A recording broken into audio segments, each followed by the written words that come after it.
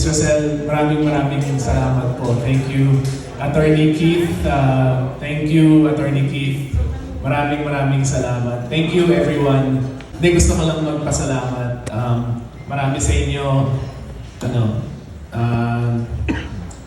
nakilala ko when I was 25, 26 years old. Nagsisimula ako sa showbiz. Alam niyo naman sa industriya natin,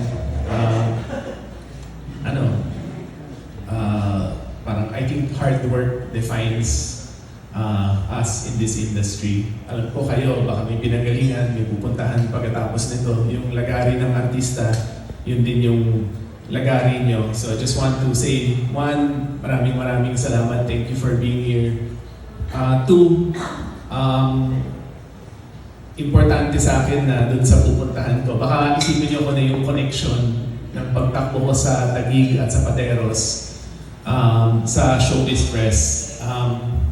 I think para sa akin, there's so much we want to do for the industry.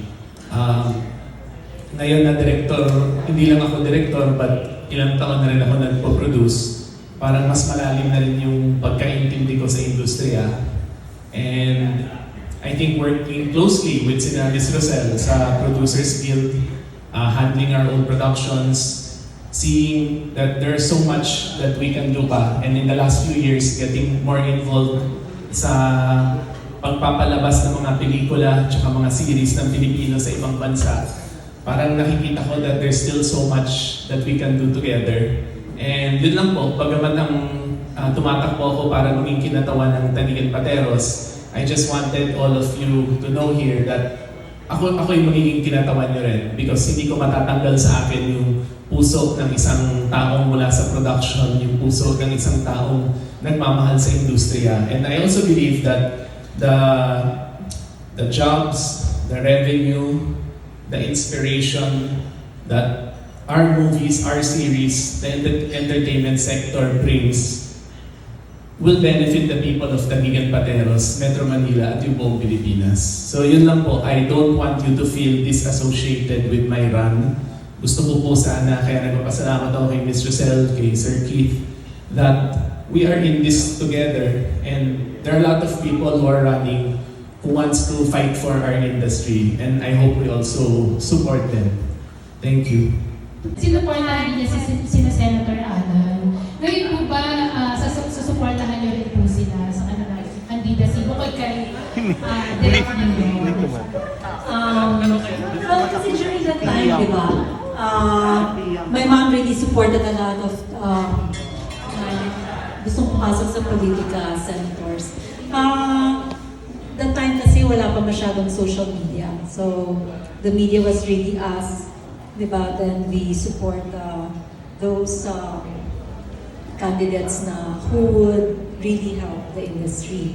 So the same thing, if they are true to themselves na they will support our industry, why not?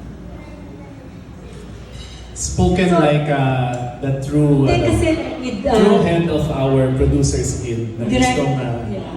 Direk Lino Cayetano and I, we share so many things with regards to issues and a lot of other matters na hindi pa talaga na pag-uusapan ng marami. Kasi we've been in this business for a long time. I've been working with my late mom since how many decades ago pa. And practically it's been my life. So, kumbaga, there are really a lot of issues na hindi pa rin talaga naayos sa industriya. And ma'am, alam nyo, nung bago mag-pandemic, yung i-clear lang namin yung isang kalye, it takes 9 months. Kakausapin mo yung bawat isa, mga vendors, yung stalls, hahalapan mo na lilipatan. Alam mo nung pandemic, nung nangyari yung pandemic, 48 hours. Kasi lahat tumutulong. Lahat nagkakaintindihan. Ako, we can make a quantum leap in entertainment. Lahat tayo nandito na nung 90s. Akalain mo ba nung 90s na yung Korea makakarating sa ganito? Eh ngayon, hindi na nga Korea ang problema natin Indonesia, Thailand, Vietnam, they're all more aggressive than us. So, iniisip namin ni Ms. Rosel, a lot of the producers, hindi pwede yung maliit na mga solusyon. Ang iniisip na natin ngayon, pangmalawakan. Saan tayo in 10 years? And Filipinos have the most talented people in the world. Di ba, ma'am? All around the world, Filipino entertainers are known for their talent. Filipino directors, Filipino writers. So that's something na siguro we want to work with together on a policy level with the producers, with Congress. Yan, thank you. Actually, Ms. Rosel, gusto malaman ni Janice, ilan daw bang ipapapresto ng senators, congressmen, mayors, councilors? Yung gusto niyo malaman talaga. Oo, party list meron daw ba? Kasi para ma-schedule niya na. Pag-usapan na lang natin yan dyan. Both Dina and I, we share the same concerns. The Philippine industry, we really need to be progressive in our approach in, doing this business. It's not only dun sa paggawa mismo, pagtrato mo rin sa mga tao. I mean, naumpisa na natin yan sa EGL, di ba? Pero there are a lot of other things na more than just the number of hours, ganun. It's really the dedication, the focus of a lot of people na really having the same thoughts na we need to really progress. Yeah, baka may magtanong kung anong EGL, Eddie Garcia Lobo yun, okay? Hindi baka lang Direct. ma-pressure lang si Ms. Rosel. Special kasi may pelikula kami end of the month. Please support. Yun rin yung The isang Caretakers. Special kasi may pelikula kami na we'd really love for you to watch and support. It will be the first zero waste film.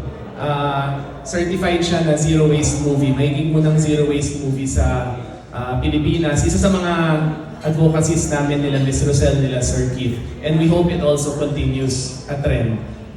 Yun, nakakatakot, entertaining, pero at the same time, tingin namin malalim yung sinishare ng kwentong yun. Ano po bang ibig sabihin ng zero waste? Ito ba kumakain sa kanay? Sige.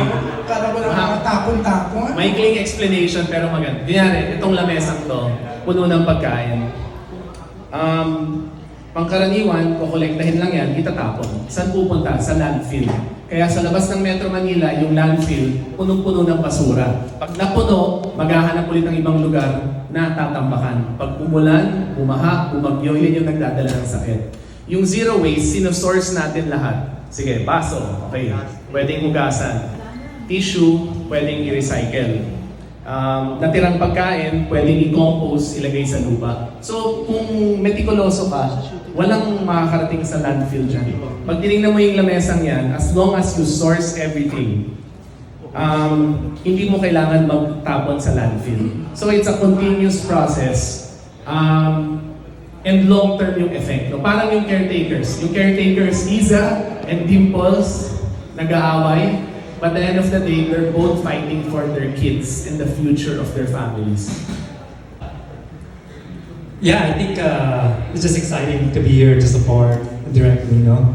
I haven't been in the Philippines for that long, but in the little time I've known Direct Lino, I think we share a lot of values when it comes to family, to work, and business. And so that's why I'm so excited to be able to partner with Rain Entertainment for Caretakers coming out next Wednesday. So really wishing the best of luck to Direct Lino, and thank you for continuing to support all the producers as well, on top of so many other things. Thank you.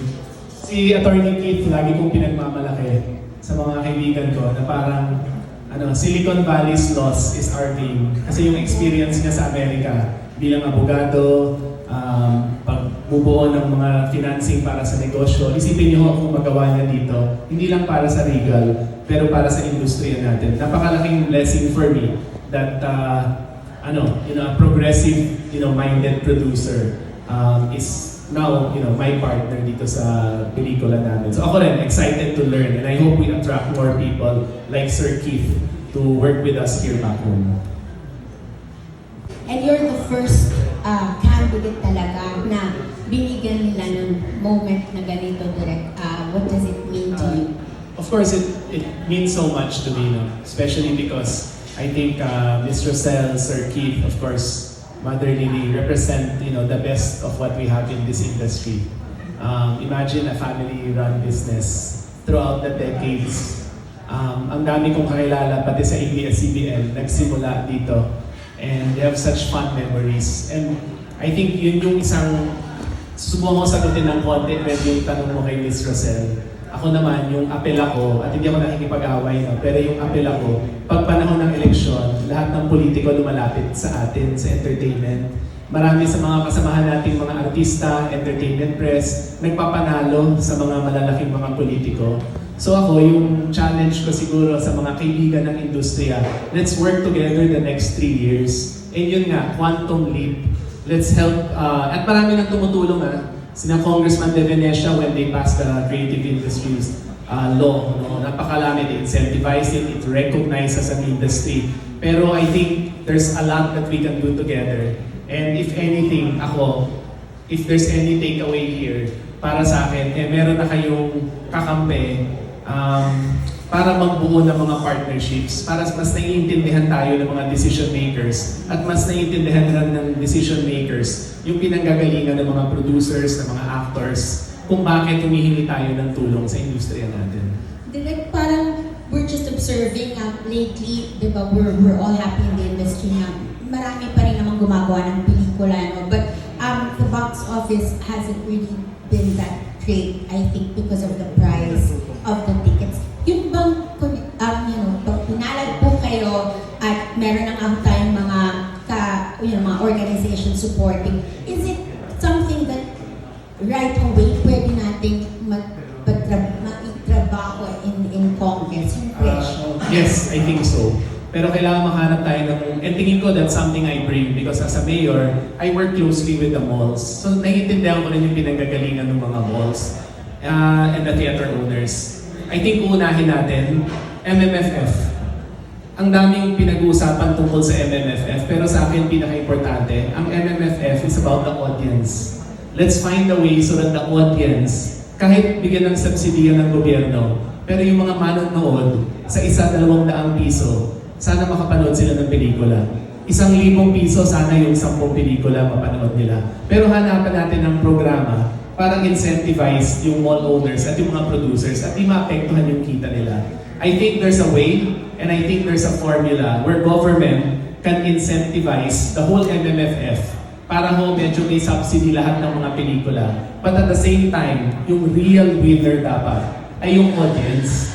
Kasi we need to get young people excited about watching movies again. We need to get yung core market natin, yung pamilyang Pilipino. Kailangan manood ulit ng pelikula. As the last question lang, Direk, we know that you are highly organized and alam po namin na kahit na tatakbo at babalik kayo sa politika, we know that as you always said, your heart will always be here.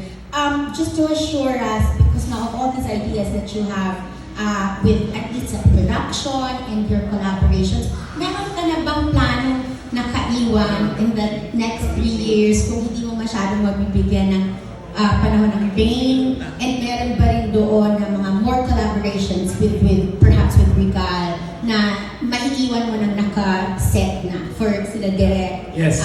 to pursue pagka, tapos Yun yung assurance siguro, Ms. Tessa, na because I'm not running for mayor. If I was running for mayor, kailangan wala na ako ibang trabaho. Pero sa Kongreso pinapayagan na meron kang ibang trabaho.